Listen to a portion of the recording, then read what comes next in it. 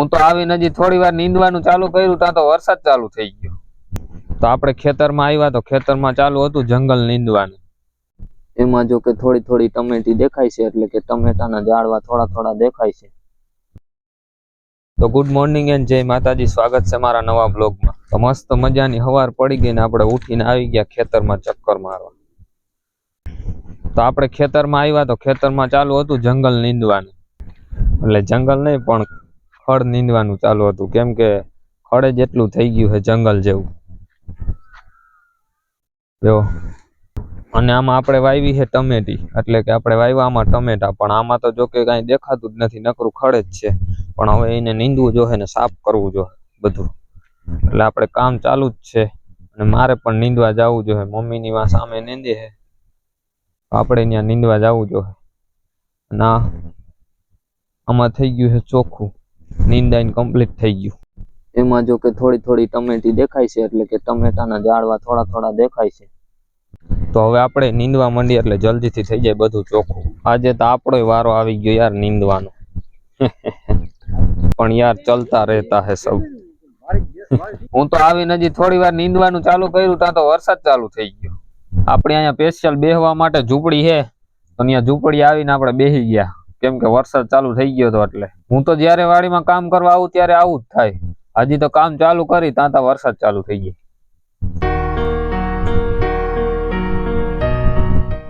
પછી ભાઈબંધ આવ્યો તો મારા ઘરેથી. અમારે બેને જવાનું હતું ગામમાં, થોડુંક કામ હતું બેંક નું. અમે ભાઈબંધ નીકળી ગયા ગામમાં.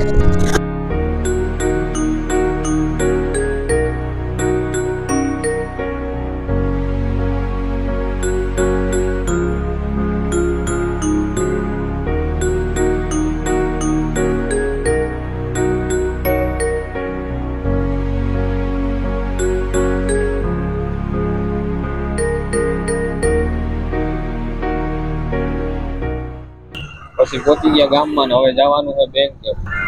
તો આપણે પહોંચી ગયા બેંક.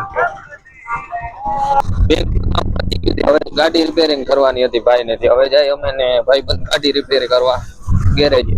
પછી આવી ગયા અમે ગેરેજે. ગેરેજનો ભાઈ ગાડી ચેક કરે છે. હવે હું વાંધો હોય આપને તો એ કાંઈ ખબર નથી, આપણે પાછળ બેસીને આવ્યા હે. પછી અમે આવી ગયા મઢુલીમાં ચા પીવા.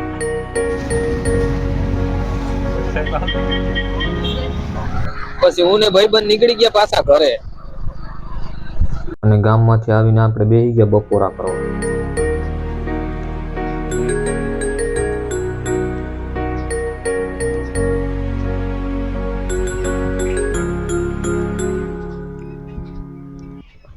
તો આપણે બપોરા કરીને આવી ગયા વાડીમાં કામ કરવા. એટલે કે આપણે છાંટવાની હતી દવા, કેમ કે વરસાદ આયલો ગયો હતો ને થોડોક તડકો પણ નીકળો હતો, એટલે દવા છટાય એવું વાતાવરણ થઈ ગયું હતું. એટલે આપણે દવા છાંટવાની અધૂરી પડી હતી, તો એ દવા છાંટી દે. અને છાંટવાની છે માંડવીમાં, અને આ છે આપણા અડદ. આપણે અડદમાં નથી છાંટવાની, માંડવીમાં છાંટવાની. તો આપણે છાંટવાની છે આ માંડવીમાં દવા. અને અહીંયા પડ્યું છે આપણું ટ્રેક્ટર, અને એમાં પડ્યો છે પંપ, દવા ને બધું પડ્યું છે. તો હવે હાલો થઈ જાય ચાલુ દવા છાંટવાની. અને આપણે એકલાને દવા છાંટવાની છે, એટલે આમ થોડીક આરોહ થાય, અહીંયા છાંટવી પડે, કેમ કે જલ્દી જલ્દી છટાઈ જાય તો કામ પતતું થાય. અને હે ખાલી 2-4 પંપ જેટલી જ દવા છાંટવાની, કેમ કે આની પહેલા છાંટી દીધી હતી. આ તો અધૂરી રહી ગઈ હતી, એટલે પાછી છાંટવાની છે. તો આપણે પહેલા જોવા આવ્યા હતા કે આની પહેલા દવા છાંટી હતી, દવા લાગી કે નથી લાગી, કેમ કે માંડવીમાં ખડ બહુ હતું, ખડ હુકાવાની દવા છાંટી હતી. તો મને તો એવું લાગે કે થોડી ઘણી આમ અસર કર્યો છે, પણ બહુ મોટું ખડ છે એ સુકાણું નથી, બાકી તો સુકાઈ ગયું છે. થોડું થોડું તો ખડ સુકાઈ ગયું છે, પણ મને લાગે કે થોડા ટાઈમ પછી આ બધું સુકાવા માંડશે, કેમ કે હવે સ્ટાર્ટ થયું છે, સુકાવાનું સ્ટાર્ટ થયું છે. જો દવાનો પંપ ભરાઈ ગયો ને હવે કરી દે આપણે દવા છાંટવાનું ચાલુ, કેમ કે સાંજ સુધીમાં આપણે છાંટવાની છે એકલાને જ. એટલે જલ્દીથી છાંટી દઈ એટલે કામ થાય પત્તું. પંપ ચડાવી લીધો ખંભે ને દવા છાંટવાની કરી દીધી આપણે ચાલુ.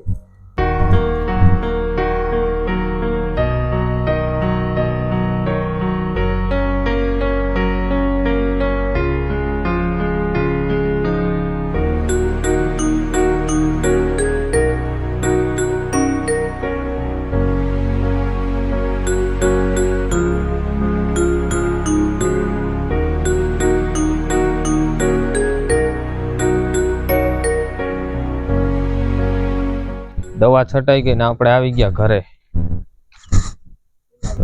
દવા છાંટતા હતા તે આપણે થઈ ગયા દવા વાળા, કેમ કે થોડી ઘણી દવા ઉઠતી હોય એટલે.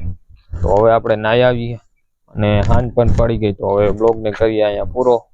મારો બ્લોગ તમને ગમ્યો હોય તો લાઈક, શેર અને સબસ્ક્રાઈબ કરી નાખજો. પછીના બ્લોગમાં મળ્યા.